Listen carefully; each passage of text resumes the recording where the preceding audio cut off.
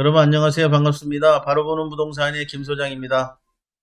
자, 화면에 보이시는 것처럼 지난 1월 22일 날 성남시 분당구 분당 시민과 관련 전문가 또 관계기관 등이 모여서 신속한 분당 신도시 정비를 위한 주민 설명회를 열었습니다.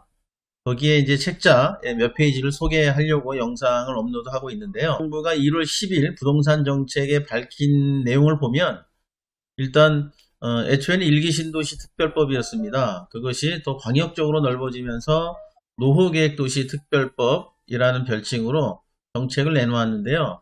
1월 12일 날 나온 부동산 정책의 주요 골자는 노후계획도시 특별법의 첫 번째 주요 골자, 아파트 재건축의 사업기간이 굉장히 길죠. 그 사업기간을 일사천리로 단축시켜 주겠다라는 게 주요 골자였고요. 자, 두 번째 주요 골자는 재건축을 하게 되면 초과 이익이 발생이 될 텐데 그 초과 이익을 환수하는 부분들을 좀 완화시켜서 주민들에게 돌아갈 수 있도록 이렇게 하겠다라는 내용이 있었습니다. 또 하나의 주요 골자 세 번째는 500m 안에 역세권은 초고밀도로 역세권 개발 그런 특별 법을 진행하겠다 이런 내용이 주요 골자인데요. 자, 오늘 내용은 주민 설명회를 통한 분당 신도시 노후계획도시 특별법의 가장 중심이 되는 서울의 강남 이런 것처럼 가장 중심이 되는 도시는 분당이라고 할 수 있는데요. 자, 오늘의 내용은 역세권 중에서 초고밀도 역세권 개발하는 곳에서 1종, 2종 이렇게 낮은 주거단지가 있습니다. 그런 주거단지가 역세권 특별법에 의해서 좋은 효과를 기대할 수 있는지 이런 부분들을 가지고 오늘 한번 설명을 드리려고 합니다. 자, 따라와 보시죠. 자, 분당 신도시에는 8개의 역세권이 존재합니다. 미리 제가 그림을 그렸는데요. 야탐역, 임해역, 서현역, 순회, 정자, 미금, 그 다음에 밑에 오리역 이렇게 존재를 하는데 그 중에서 이제 하나 더 얘기하면 한 군데가 여기 이제 GTX A라인이 지나가는 성남역입니다. 성남역 여기 판교역하고 임해역 사이에 여기까지 포함하면 8개 역이 존재를 합니다. 자, 그 중에서 4군데를 표시했는데요. 자, 아파트 말고 역세권에서 초고밀도 개발이 되는 500m 반경 안에 일반 주거 지역 3층짜리 단독주택입니다. 단독주택지가 있는 곳 4곳을 표시했고요. 자, 야탐역에는 제가 몇 번 영상을 올렸는데요. 자, 500m 안쪽에 탑 어린이 공원을 중심으로 해서 여기가 3층 정도 높이로 지어진 일반 주거 지역이 되겠습니다. 물론 이렇게 떨어져 있는 이 지역도 일반 주거 지역이 되겠는데요. 자, 오늘의 포인트는 역세권 초고밀도 500m 안쪽의 반경에 안에 있는 일반 주거 지역에 관련된 내용입니다. 자, 여기 야탐역 충분히 들어와 있죠. 자, 그 다음에 서현역에 가면 500m 안쪽에 요만큼이 일반 주거 지역입니다. 저긴 대부분 떨어져 있습니다. 그렇다고 하면 500m 안쪽에 일반 주거 지역 역세권 초고밀도로 서현역은 일단 아파트를 뺀 일반 주거 지역은 거의 없다고 보아지고요. 자, 여기 정자역은 이미 30년 전에 이쪽 정자 일대에는 학군 플러스 주상복합 수십 층짜리가 위브더 제니스, 동양 파라곤 이렇게 보이는 것처럼 많이 건축이 되어 있는데 새롭게 재건축이 된다고 하면 3층 정도 높이의 일반 주거 지역이 초고밀도로 개발이 될 수 있는 500m 안쪽에 존재하는지. 자, 정자역에서는 요 부분이 단독주택지인데요. 500m 안쪽에는 3분의 1도 안 됩니다. 소형 요만큼 분이 포함이 안 되기 때문에 자, 여기도 지금 애매합니다. 여기까지 다 포함시키기는 좀 애매하죠.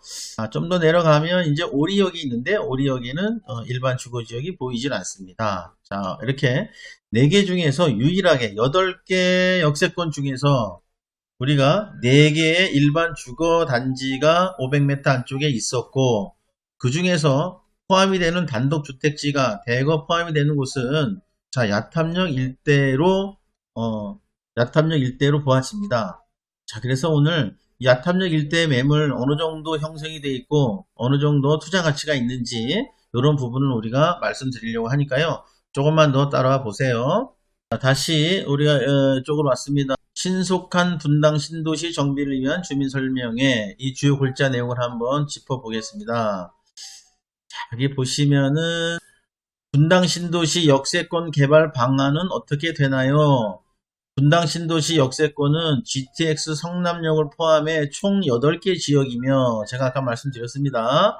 앞으로 역세권 초고밀도 개발에 본격적인 개발 방안 수립을 추진할 예정이다.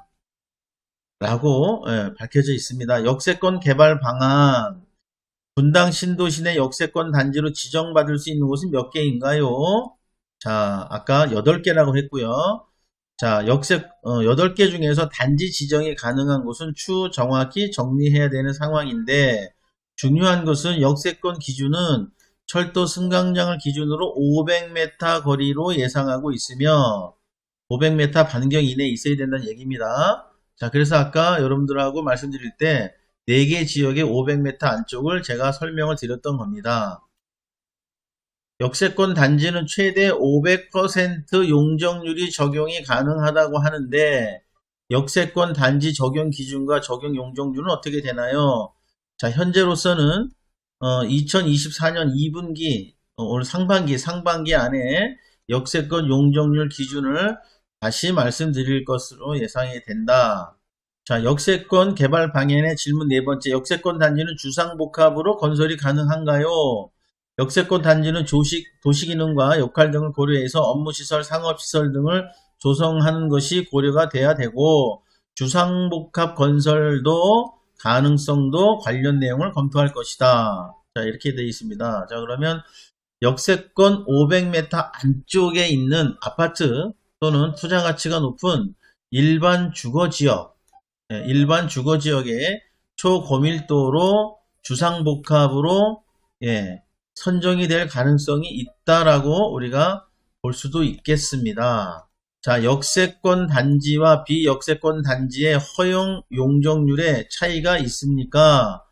역세권 단지와 비역세권 단지의 허용 용적률은 도시 기능 역할 등을 고려할 때 차이가 존재할 수 있다. 당연한 얘기입니다. 자, 그게 입지가 역세권 500m 안쪽에 존재하는 아파트, 역세권 500m 안쪽에 존재하는 특히 3층뿐이 안 되는 용적률이 아주 작은 일반 주거지역 단지, 자, 이런 부분들이 포인트가 될 수 있겠습니다. 자, 역자. 그래서 우리가 노후계획도시 특별법 이러는데요. 그 안에 특별정비구역과 선도지구 지정 그렇습니다. 자, 아파트가 됐든 역세권이 됐든 일단 신속하게 통합적으로 이제 오래된 노후계획도시를 정비할 때 어느 지역을 먼저 할 것이냐 선정을 해야 됩니다. 선도구역 지정이 중요하고 특별정비구역, 그래서 특별정비구역은 대규모의 블록 단위 통합정비, 역세권 복합, 초고밀도 개발 뭐 이런 부분들인데 특별정비구역에 역세권 특별법에 관련된 그런 부분들이 포함이 되어 있다라고 보시면 되겠습니다. 자, 분당 신도시 마스터 플랜 수립의 과제, 분당 신도시 내 역세권 8곳의 개발 방안. 자, 이렇게 나오고 있습니다. 자, 보신 것처럼, 분당 신도시 내 노후계획 특별법, 그 다음에 플러스 역세권 초고밀도 500m 안, 이렇게 8곳 중에 4곳의 일반 주거 지역이 포함되어 있고, 그 4곳 중에서, 한 블록, 아까 블록 단위라고 말씀드렸죠? 큰 대로를 포함 블록 단위 안에 딱 들어가 있는 일반 주거 단지는 야탐역만이 존재를 하고 있습니다. 그럼 야탐역을 좀 더 세밀하게 들어가서 한번 보도록 하겠습니다. 자, 다시 야탐역으로 왔는데요. 다른 영상에도 올려드렸습니다만 야탐역의 일반 주거 지역은 자, 이렇게 됩니다. 이렇게 그 다음에 또 이렇게 여기가 10블럭 이렇게 얘기하고요. 여기가 이제 9블럭 이렇게 얘기하는데요.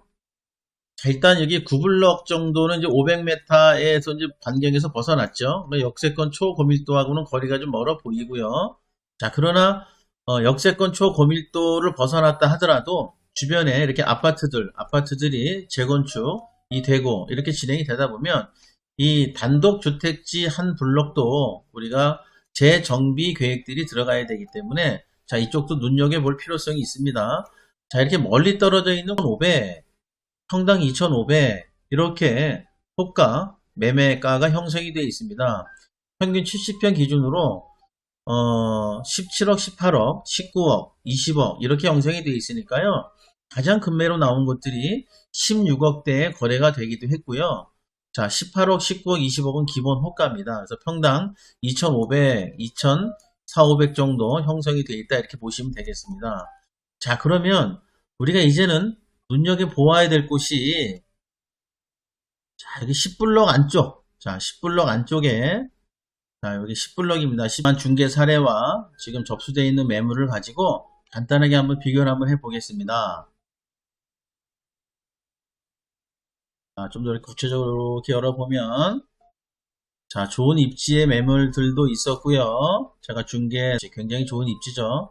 작년에 평당 3천만원 호가 나왔던 매물인데요. 2,650만원에 제가 중개를 했던 사례가 있고요. 자, 이런 매물 같은 경우 지금 평당 3,100만원 매물로 나와 있습니다. 자, 이런 입지를 보시면 자, 여기도 굉장히 입지가 좋습니다. 불과 200m, 300m 안쪽의 매물이 되겠는데요. 자, 이런 거 호가 20억 5천, 평당 2,900만원 정도 매물입니다. 자, 조금 더 가서 자, 여기 보시면 어디인가요? 자, 여기입니다. 여기. 자, 여기. 자, 요 입지의 매물, 여기는 월세가 1,400만원 이상 나오는 입지인데요. 여기 평당 2,200만원입니다. 평당 2,200만원.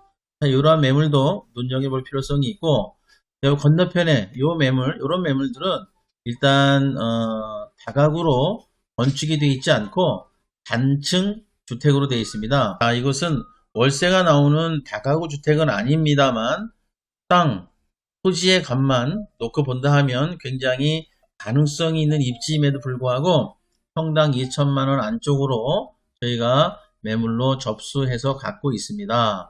자, 오늘 매물을 소개하는 자리는 아닙니다만 보신 것처럼 이렇게 야탐역 일대 500m 안쪽에 유일하게 들어가 있는 지역, 투자 가치가 있는지 여러분들이 오늘 내용을 가지고 복합적으로 8개 역세권 중에서 초고밀도 개발이 가능한 500m 안쪽의 일반 주거지역은 분당에서 유일하게 야탐역만 존재하고 있다. 이런 것을 보실 수가 있었고요. 자, 과거 중개 사례나 또한 보유하고 있는 매물 성격으로 봤을 때 경쟁력이 있는 매물도 있다. 투자 가치가 있는 매물이 있다. 이런 상황도 보실 수가 있었습니다. 자, 물론 오늘 소개는 안 했지만 아까 소개한 10블럭 안쪽 안에서도요. 이미 호가가 평당 5천만원을 부르는 그러한 건물주도 계시고요. 4천만원 이상은 기본으로 생각을 하고 계십니다. 자, 그것이 지난번 주민 설명회와 맞물리고 그래서 분당 1기 신도시 재개발 재건축 완화 이런 부분들과 다 맞물려 있다고 보실 수가 있겠습니다. 발빠르게 움직이실 분들 영상 보시고 상단에 있는 전화로 문의 주시면 이러한 매물들 상세하게 좀 더 구체적으로 브리핑해 드리고 성심껏 노력하겠습니다. 자, 오늘도 영상 끝까지 봐주셔서 감사하고요. 구독과 좋아요, 응원의 한 말씀 부탁드리겠습니다. 감사합니다.